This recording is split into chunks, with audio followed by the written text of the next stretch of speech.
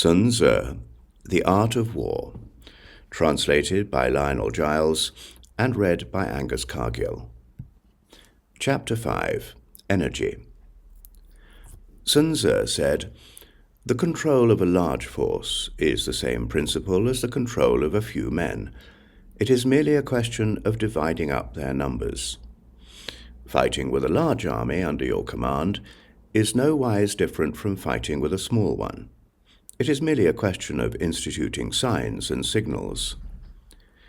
To ensure that your whole host may withstand the brunt of the enemy's attack and remain unshaken, this is effected by maneuvers direct and indirect.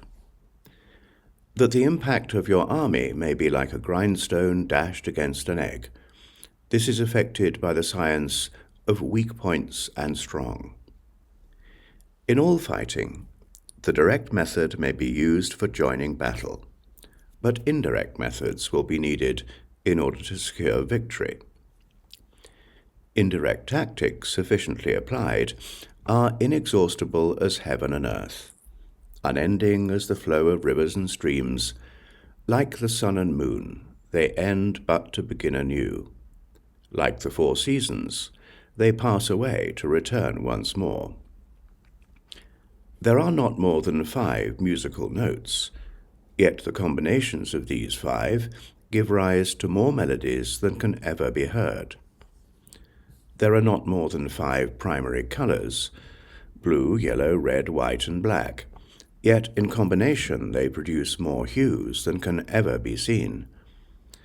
There are not more than 5 cardinal tastes, sour, acrid, salt, sweet, bitter, yet combinations of them yield more flavors than can ever be tasted. In battle, there are not more than 2 methods of attack, the direct and the indirect, yet these 2 in combination give rise to an endless series of maneuvers. The direct and the indirect lead on to each other in turn. It is like moving in a circle. You never come to an end. Who can exhaust the possibilities of their combination? The onset of troops is like the rush of a torrent which will even roll stones along in its course. The quality of decision is like the well-timed swoop of a falcon, which enables it to strike and destroy its victim.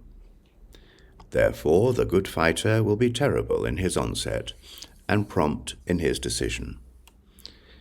Energy may be likened to the bending of a crossbow, decision to the releasing of a trigger. Amid the turmoil and tumult of battle, there may be seeming disorder, and yet no real disorder at all. Amid confusion and chaos, your array may be without head or tail, yet it will be proof against defeat. Simulated disorder postulates perfect discipline. Simulated fear postulates courage. Simulated weakness postulates strength. Hiding order beneath the cloak of disorder is simply a question of subdivision. Concealing courage under a show of timidity presupposes a fund of latent energy. Masking strength with weakness is to be effected by tactical dispositions.